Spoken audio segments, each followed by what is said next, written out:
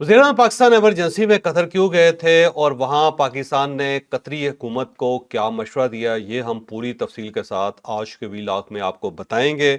और इसके साथ साथ पाकिस्तान और इंडिया के दरमियान एक अजीब सा राज है, ऐसा राज है जो पहली मरतबा सामने आया है कि एक साइड पे लड़ाई है और दूसरी साइड पे कुछ और भी चल रहा है। ये और क्या है, ये भी आपको इसी व्लॉग पे पूरी तफसील से बताएंगे।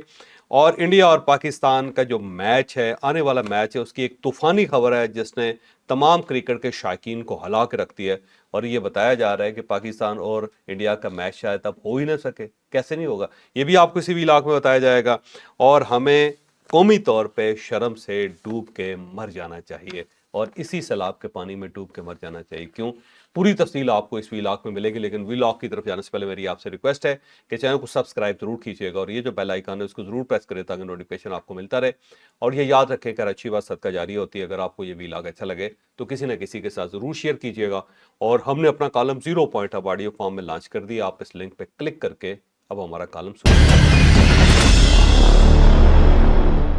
अस्सलाम वालेकुम नाजरीन, मैं हूं फ़र्रुख अब्बास न्यूट्रल बाय जावेद चौधरी में। नाजरीन, आज की जो हमारी टॉप स्टोरी है वो ये है कि वज़ीर आज़म शहबाज शरीफ जो हैं वो इमरजेंसी में निकले और गए कहाँ? कतर। और कतर कौन सा इलाका, कौन सा मुल्क जहां पे इजराइल ने हमला किया था और वहां पे इकट्ठे हुए। पता ऐसा चला कि वहां पे शायद जो मोहम्मद बिन सलमान है वो भी तशरीफ लाएंगे, यूएई के जो प्रेसिडेंट हैं वो भी वहां पे आएंगे और जो पाकिस्तान के प्राइम मिनिस्टर है वो तो जा ही रहे हैं। लेकिन हमारे लिए ये हैरानगी की बात थी कि एक दिन का दौरा अचानक गए और उसके बाद उनकी वापसी हो गई। ऐसी क्या सिचुएशन थी, ऐसी क्या बात थी कि उन्हें अचानक जाना पड़ा? जो मामलात सामने आए, जो प्रेस रिलीज हमारे सामने आई, वो तो बड़ी नॉर्मल किस्म की थी। लेकिन जब हमारे पास जावेद चौधरी साहब जैसे एक घाघ किस्म के जर्नलिस्ट मौजूद हों तो वो अंदर से कुछ स्टोरियां निकाल लाते हैं, तो आज खाक उनसे वैसे इतना अच्छा लफ्ज नहीं होता। बड़े जर्नलिस्ट, ठीक है, तो उनसे ये पूछते हैं कि आया कि ये दौरा इतना ही सादा था जितना दिखाया जा रहा है या कुछ और भी था अंदर? अब देखें, अगर हम इससे सफारती लिहाज से देखें तो पाकिस्तान की बड़ी ज़बरदस्त किस्म की मूव है कि पूरी इस्लामी दुनिया में जिसमें 58 इस्लामी मुल्क हैं उसमें सिर्फ पाकिस्तान और यूएई दो मुल्क गए हैं जो कतर गए हैं। और जाके उन्होंने अपनी जो कतरी भाई हैं उनके कंधे के साथ कंधा मिला के खड़े और उनसे कहा कि हम आपके साथ हैं इस मुश्किल वक्त में। और साथ उन्होंने इसराइल की मजम्मत भी की है और कतरी गवर्नमेंट को और कतरी आवाम को तसल्ली भी दी है। और साथ उन्हें ये भी बताया कि हम आपके साथ खड़े हैं और आने वाले दिनों में अगर आपको मजीद हमारी मदद की ज़रूरत पड़ी तो हम हर जगह आपके साथ होंगे। अब सवाल ये है कि वज़ीर साहब का अचानक दौरा ये क्यों था? क्योंकि सुबह तक तो ऐसा नहीं लगता था कि वो जाएंगे, लेकिन अचानक वो निकले और वहाँ जाके उन्होंने अमीर कतर से मुलाकात भी की और उसके बाद वो वापस पाकिस्तान तशरीफ़ भी ले आए और साथ साथ एक ज़ाहिर एलामिया भी उन्होंने जारी किया। अब दो चीज़ें, एक तो कतरी फैमिली के साथ शरीफ फैमिली का बड़ा पुराना और दायमी ताल्लुक है। अगर आपको याद हो तो जो 2014 में बल्कि 2016 में जो केस बना था और वो केस बढ़ता चला गया था, अगर आपको याद हो हाँ जी, हाँ जी, वो, बिल्कुल। और उसमें एक कतरी खत लगा था। और उस ज़माने में पाकिस्तान तहरीक इंसाफ ने बड़ा शोर किया था कि जनाब ये कतरी खत कैसे लग गया और कतरी हुकूमत ने, कतरी शाही ख़ानदान ने कैसे बता दिया कि मियाँ शरीफ साहब जो थे उन्होंने हमने उनकी को रकम देनी थी और वो फिर फ्लैट के अंदर एडजस्ट हुई थी वगैरह वगैरह। तो एक लंबी चौड़ी कहानी है जो ज़ाहिर है इस वक्त उसकी बात करने का कोई फ़ायदा नहीं है। तो एक तो रॉयल फैमिली के साथ मियां नवाज शरीफ साहब के ताल्लुकात बहुत ही अच्छे हैं और उसकी एक बुनियादी वजह यह भी है कि मियां नवाज शरीफ साहब के एक पुराने साथी भी थे जो पुराने नैब के अंदर, आपको अगर याद हो तो नैब के चेयरमैन भी रहे हैं बहुत पहले। और वो मियां नवाज शरीफ साहब के साथ लाहौर में क्रिकेट खेलते थे और बड़ी पुरानी फैमिली है और उनके कतरी ख़ानदान के साथ बड़े गहरे ताल्लुक़ हैं। बाद में जो मरियम नवाज साहिबा के साहबजादे हैं उनकी शादी भी हुई उनकी बेटी के साथ ठीक है। और उसके बाद फिर वो तलाक हो गई। और उन्होंने बेसिकली कतरी ख़ानदान के साथ मियां नवाज शरीफ साहब के ताल्लुकात इस्तवार किए थे और ये ताल्लुक़ बहुत आगे बढ़ा। और अब इस वक्त भी ये ताल्लुक़ बहुत अच्छा है, लेकिन इस ताल्लुक़ के अंदर कई मरतबा गड़बड़ भी हुई है। मसलन इस जंग के दौरान यूएई और कतर का कोई रवैया बहुत अच्छा पाकिस्तान के साथ नहीं था और ठीक है। पाकिस्तान का ख्याल ये था कि हम मुश्किल वक्त में इनका साथ देते हैं तो इनको भी मुश्किल वक्त में पाकिस्तान का साथ देना चाहिए खुल के।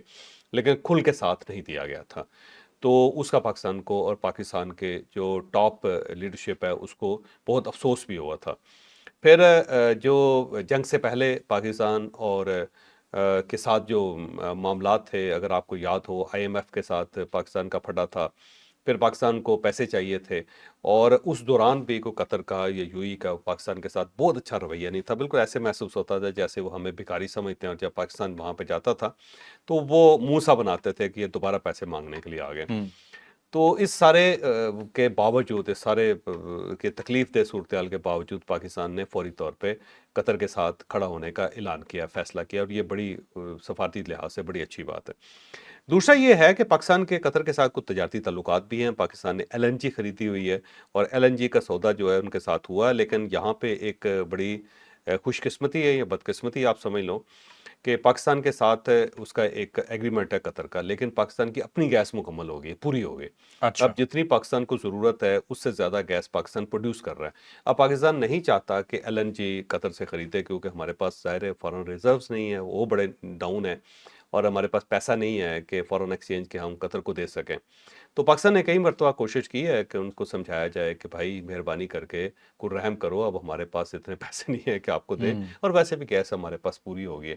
لیکن قطر نے انکار کر دیا، تو انہوں نے کہا نہیں جی، سودا سودا ہے، بس اب آپ کو یہ خریدنی پڑے گی۔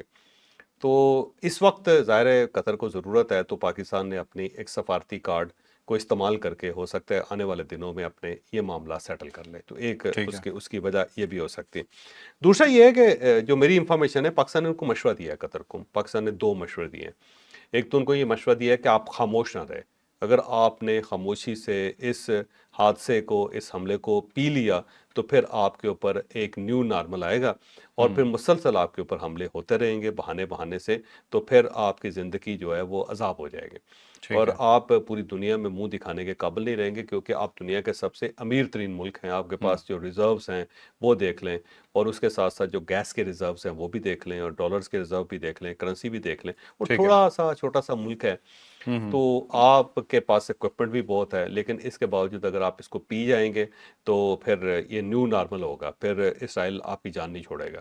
تو ٹھیک ہے۔ بولیں، آپ بولیں اور ڈٹیں اور لڑیں، اور یہ بتائیں ان کو کہ ہم اپنا حق محفوظ رکھتے ہیں، اور ہم نے اس کا جواب لازمی دینا ہے، اور اگر کوئی کسی جگہ ایڈجسٹمنٹ کر کے آپ جواب دے سکتے ہیں تو اس سے آپ کی عزت بحال ہوگی، تو عزت اپنی بحال ضرور کریں، اس کے اوپر کمپرومائز نہ کریں۔ ٹھیک ہے۔ دوسرا، حکومت پاکستان نے ان کو یہ بتایا ہے کہ آپ بیلنس کریٹ کریں، یہ جو آپ امریکہ کی جھولی میں بیٹھ کے ہیں اس کا آپ کو نقصان ہوگا، تو فارن افیئرس کے اندر بیلنس کریٹ ہوتا ہے، تو آپ رشیا کی طرف بھی جائیں اور ساتھ ساتھ چائنا کی طرف بھی جائیں، کیونکہ یہ پیرلل پاورز ہیں، اور جب تک اپنا ایک بیلنس کریٹ نہیں کریں گے آنے والے دنوں میں آپ کے لیے مسائل پیدا ہوں گے۔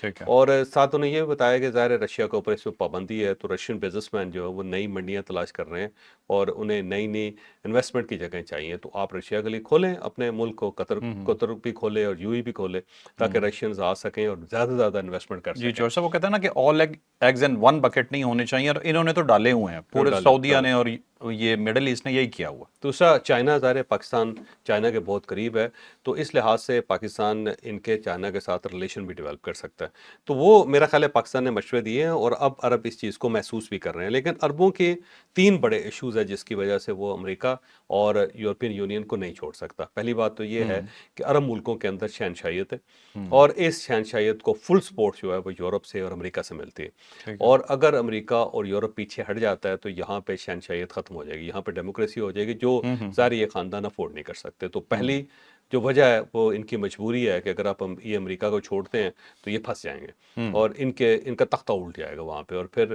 ملک کے اندر جمہوریت آ جائے گی، اور پھر الیکٹڈ گورنمنٹس آئیں گی، اور امریکہ کے لیے یہ ناممکن نہیں ہے۔ امریکہ نے صرف اشارہ کرنا ہے اور اپنا ہاتھ کھینچنا ہے، اور اس کے بعد وہاں پہ ایسے ایسے انقلاب آئیں گے کہ جس کو یہ لوگ افورڈ ہی نہیں کر سکتے۔ اور جو دوسری وجہ وہ یہ ہے کہ ان کی زیادہ تر سرمایہ کاری جو شاہی خاندانوں کی ہے وہ امریکہ اور یورپ کے اندر ہے، تو جب آپ کے کھربوں ڈالر لگے ہوں وہاں پہ، اور پھر آپ کو یہ اندیشہ ہو کہ اگر آپ نے گڑبڑ کی تو اس کو کنفسکیٹ کر لیں گے، تو وہ بھی ظاہر ایک بڑی مجبوری ہوتی ہے، تو پھر ظاہر اس مجبوری میں یہ ملک خاموش رہتے ہیں، یا شاہی خاندان خاموش رہتے ہیں۔ اور تیسری وجہ یہ ہے کہ جو ان کا ڈیفنس ہے وہ سارے کا سارا یورپ اور امریکہ بیسڈ ہے، مثلا یو ای کے اندر آپ دیکھ لو، جو ان کے پاس اکوپمنٹ ہے وہ 54% امریکن ہے، تو ٹھیک ہے۔ 54% آپ کے پاس ہتھیار ہوں، آپ دوزیں ہوں، یا آپ کے پاس ٹینک ہو، یا پھر آپ کے پاس جہاز ہوں، یا آپ کے پاس توپیں ہوں، یا پھر آپ کے پاس میزائل ہوں، یا پھر آپ ٹھیک کے ہے۔ پاس ڈرونز ہوں، اور وہ 55% اگر امریکن ہوں تو پھر آپ کیسے उनके साथ फटा ले सकते हैं, क्योंकि ज़ाहिर है ग्राउंड फोर्सेस तो उनके पास हैं, ग्राउंड हैंडलिंग की जो फैसिलिटी है वो भी उनके पास है। आप जहाज़ आपका उड़ रहा है, नीचे जो उसको कंट्रोल कर रहा है वो अमेरिकन बैठे हुए हैं, तो वो तो फिर आपको नहीं लड़ने देंगे। तो जहाज़ तो हैं, पायलट नहीं है, और सिस्टम भी नहीं है इंडिपेंडेंट उनका, ट्रेंड ही नहीं है लोग। ट्रेंड ही नहीं। और जो 46% बाकी है वो यूरोपीय है, जिसके अंदर यूके के हैं, जर्मनी है, फ्रांस है, इटली है, वहाँ से आपने असला लिया हुआ है। तो 100% जो आपका असला है वो यूरोपियन है, वो मगरबी मुल्कों का है। तो जब आपके पास वो होगा तो आप कैसे लड़ेंगे? तो आपने बिलियंस डॉलर ज़ाया कर दिए, और इक्विपमेंट लेके भी आपने रखा हुआ है, धूप में रख दिया, धूप में वो सूख रहा है, इस्तेमाल वो हो नहीं सकता। और इसके साथ साथ सऊदी अरेबिया का देख लें, सऊदी अरेबिया के अंदर जो 74% उनके हथियार हैं, जो वेपन्स हैं, वो अमेरिकन हैं। तो सऊदी अरब भी नहीं लड़ सकता। तो जब ये सूरत हाल होगी तो फिर आपके लिए मसाइल पैदा होते रहेंगे। तो बेहतर तरीका यही है कि ये चाइना की तरफ जाएं, रशिया की तरफ जाएं, ताकि एक बैलेंस क्रिएट हो, और रशिया से भी कुछ ले लें, चाइना से भी कुछ ले लें, फिर मामलात को सेटल करें। तो जब एक बैलेंस आएगा ना, तो फिर जाके मामला ठीक होगा, वरना ये अरब फंस गया हुआ है। और तो सिर्फ सब ये नहीं फंसे, बल्कि पूरी मुस्लिम उम्मा फंस गई है।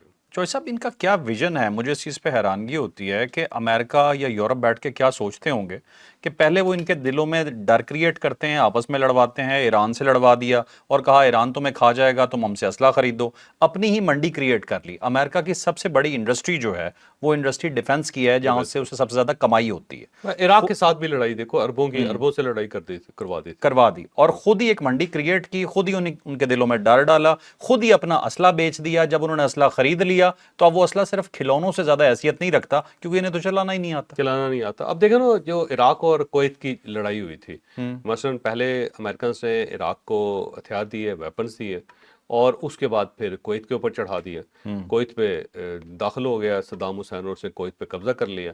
फिर जो कुवैत की सारी रकम थी, जो उनके पास जो मालो सवाब था, वो अमेरिका ले गया।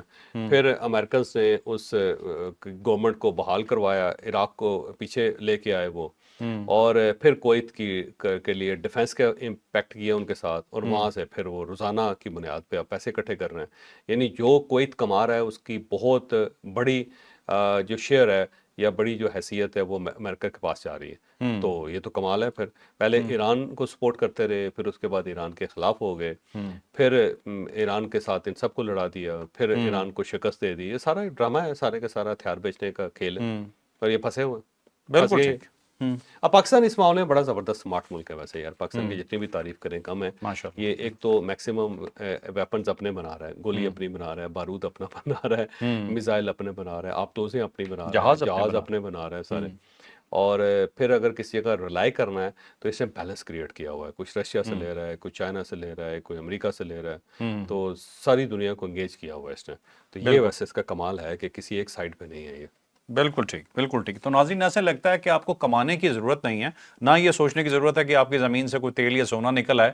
बस अपनी आर्मी स्ट्रॉन्ग कर लें, बाकी आप जब अमेरिका की तरह फिर कब्ज़ा ही कर लें हर जगह जाके। कोई भी कमाएगा तो वो आप ही के लिए होगा। दुनिया इस अजीबोगरीब रूल पे चलना शुरू हो गई है। अब चलते हैं जी अपनी अगली स्टोरी पे। बहुत ही इंपॉर्टेंट स्टोरी है जी। पाकिस्तान और इंडिया के दरमियान में कुछ बहुत ही अजीबोगरीब चल रहा है। मुझे नहीं समझ आ रहा कि ये खबर अच्छी है या खबर बुरी है। इसके दो ही एस्पेक्ट बनते हैं। डिटेल से जानते हैं कि पाकिस्तान और इंडिया के दरमियान में ये अजीबोगरीब चीजें हो क्या रही हैं।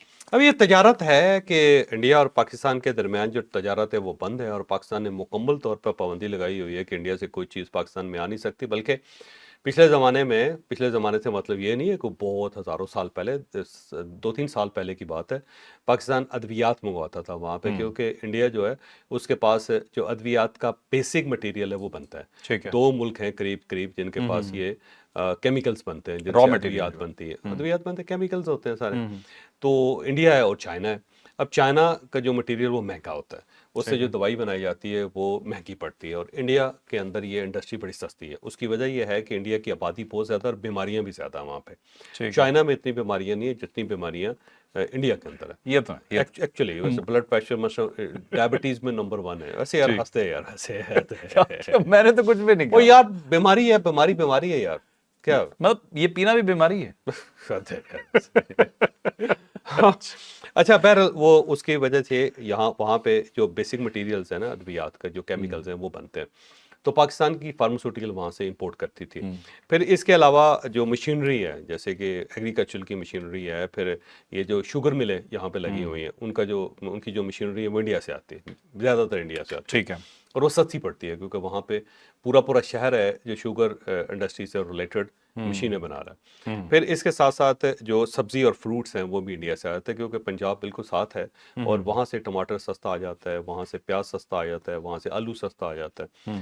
फिर पाकिस्तान से सीमेंट वगैरह भी वहाँ पे जाता था, क्योंकि उनको जो सीमेंट लेना खरीदना होता है वो दूर से मंगवाते ठीक हैं, है। और जब पाकिस्तान के अंदर सीमेंट मौजूद है आपको बिल्कुल सरहद के ऊपर है, तो इंडिया को ये सस्ता पड़ता है। फिर हम वहाँ से कोई कपड़े भी मंगाते थे, किताबें, मैं मेडिकल की, इंजीनियरिंग की किताबें बहुत ज़्यादा, जो सिलेबस की किताबें हैं ना, वो वहाँ से बहुत ज़्यादा आती हैं इंडिया से। तो किसी न किसी फॉर्म में पाकिस्तान ये चीज़ें मंगवाता रहता था, और कुछ चीज़ें पाकिस्तान का ताजिर भी वहाँ पे भेजता रहता था। ठीक है। अब ये पान के पत्ते बहुत ज़्यादा इंडिया से आते हैं, ये तो आपको पता होगा सारा। जी जी। तो वो सारे पान खोर बहुत ज़्यादा है पाकिस्तान के अंदर, तो वो अगर पते नहीं आएंगे तो उसके बाद तो मसाइल पैदा हो जाएंगे। लेकिन फिर पाकिस्तान ने पाबंदी लगा दी, और पाबंदी बड़ी टाइट कर दी। फिर जो हमारे ताजर थे ये दुबई के ज़रिए मंगवा लेते थे, ये यहाँ से ऑर्डर कर देते थे, दुबई टीटी लगा देते थे, वहाँ से इंडिया से मटेरियल आ जाता था, इंडिया से फिर उसको उठा के ये यहाँ ले आते थे, चाइना के ज़रिए भी आ जाता था, ये भी था। लेकिन पाकिस्तान ने उसके ऊपर भी पाबंदी लगा दी, यानी बिलवास्ता जो है वो भी ट्रेड नहीं हो सकती थी। लेकिन जो फिगर्स आए हैं वो बड़े हैरान कुन है कि पिछले 2024 में, अगस्त 2024 में 2 करोड़ 33 लाख डॉलर की दरामदात थी इंडिया से पाकिस्तान के अंदर। अब इस जंग के बाद भी 3 करोड़ 20 लाख डॉलर की बिला वास्ता तजारत हुई है, तकरीबन 37% उसके अंदर इजाफा हो गया।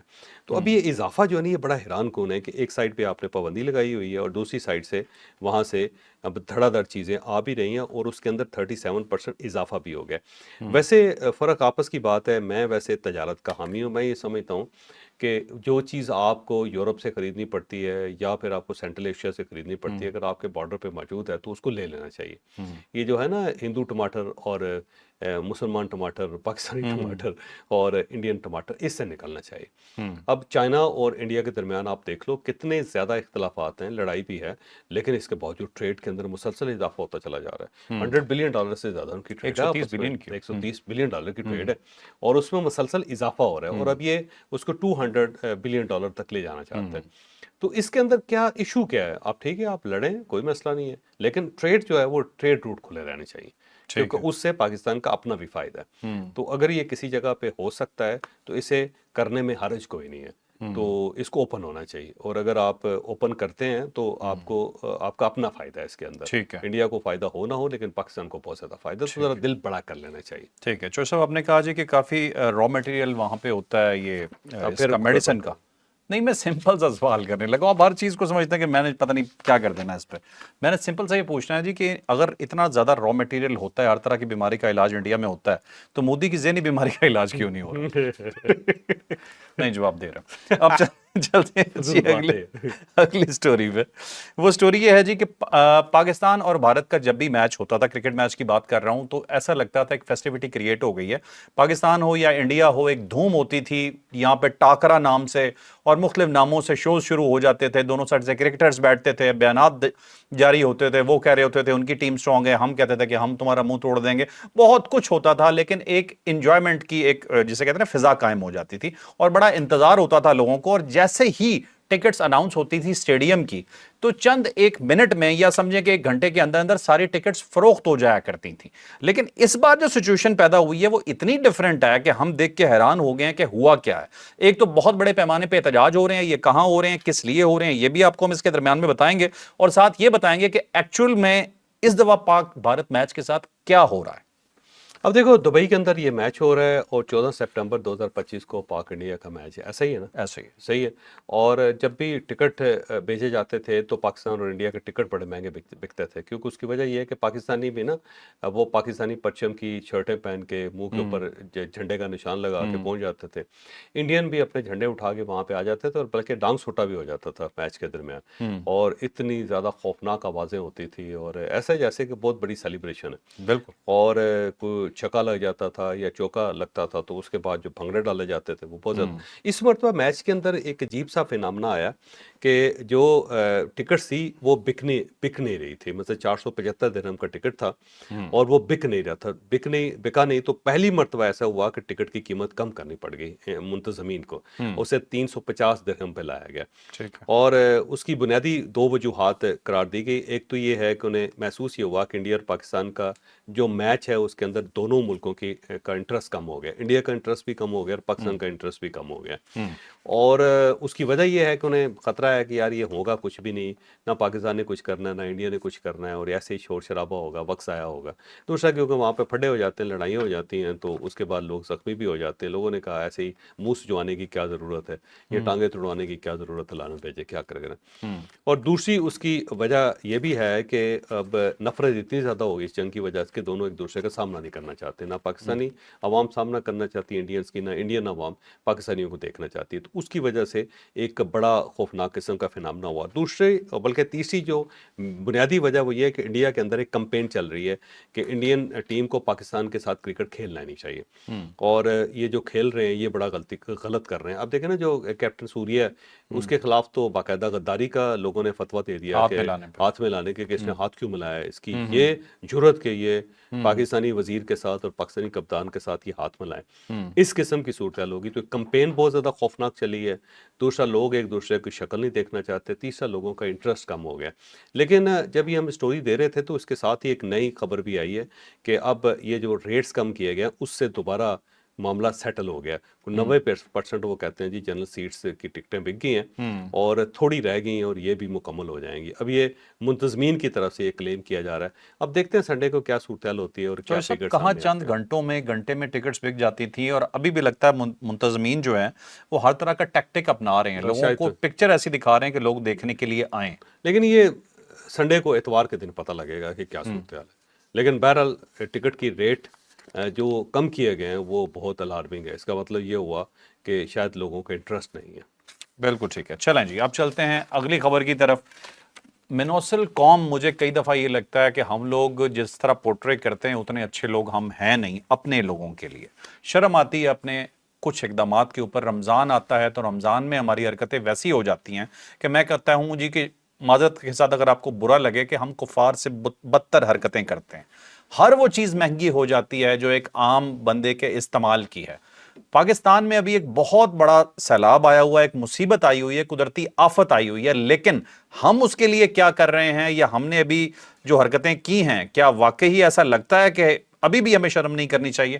ڈیٹیل سے پوچھتے ہیں سٹوری جاوید چوہر صاحب اب سے۔ دیکھیں گندم اور آٹا پاکستان کی سب سے بڑی مجبوری ہے، اور یہ کہا جاتا ہے کہ آٹا اگر ختم ہو جائے، گندم پاکستان میں ختم ہو جائے تو لوگ بھوک سے مر جائیں گے، کیونکہ یہی ہماری بیسک خوراک ہے۔ یورپ کے اندر یہ بیسک خوراک نہیں ہے، وہاں پہ مچھلی ہے، وہاں پہ آلو ہے، وہاں پہ ٹماٹر ہے، وہاں پہ ملٹیپل چیزیں ہیں، لیکن اس کے اندر جو فلور ہے وہ نہیں ہے۔ لیکن پاکستان کے اندر جو فلور ہے یعنی آٹا ہے وہی سب کچھ ہے، اور ہماری ہر جو کھانا ہے ہمارا وہ آٹے کے بغیر مکمل نہیں ہو سکتا، روٹی کے بغیر مکمل نہیں ہو بالکل سکتا۔ صحیح۔ اور آپ نے یہ سنا ہوگا کہ 2 وقت کی روٹی، یعنی کہ روٹی کے علاوہ ہمارے پاس کوئی اور آپشن نہیں ہے۔ ہاں جی۔ تو اب آٹے کا مہنگا ہو جانا یا آٹے کا غائب ہو جانا، اس کا مطلب یہ ہے کہ فوڈ شارٹیج پاکستان کے اندر آ رہی ہے۔ ابھی یہ سیلاب آیا ہے تو لوگوں کو محسوس یہ ہو رہا ہے کہ آنے والے دنوں میں گندم جو ہوگی نایاب ہو جائے گی پاکستان میں، یا وہ اس کی اتنی ییلڈ نہیں نکلے گی جتنا اس کا امکان ہے۔